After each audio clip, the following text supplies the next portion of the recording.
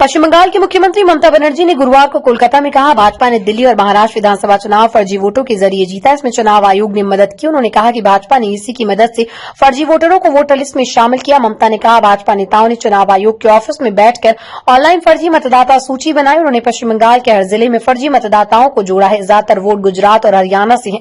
महाराष्ट्र और दिल्ली में विपक्ष इन तथ्यों का पता नहीं लगा पाया। उन्होंने कहा, मैं बंगाल से लोगों से अपील करती हूं कि वो वोटर लिस्ट की जांच करें। किसी भी दिन एनआरसी और सीएए के नाम पर सही वोटर्स के नाम हटाए जा सकते हैं। भाजपा के लोग ऐसा करके किसी तरह टीएमसी को हराना चाहते हैं। ममता ने यह बात पार्टी कार्यकर्ताओं की एक मीटिंग में कही। उन्होंने कहा कि अगर जरूरत पड़ी तो वोटर लिस्ट सही करने और फर्जी वोटर हटाने को लेकर ईसी ऑफिस के सामने धरना दूंगी। अगर मैं नंदीग्राम में 26 दिन की भूख हड़ताल कर सकती हूं तो ईसी के खिलाफ भी आंदोलन शुरू कर सकती हूं।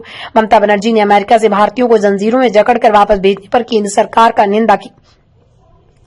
उन्होंने कहा कि चुनाव आते ही भाजपा घुसपैठ की बात करती, लेकिन हमारे नागरिकों को अमेरिका से जंजीरों में जकड़कर वापस भेजा जाता। यह देश के लिए शर्म की बात है। ममता बनर्जी ने कहा कि पश्चिम बंगाल में 2026 में विधानसभा चुनाव होंगे।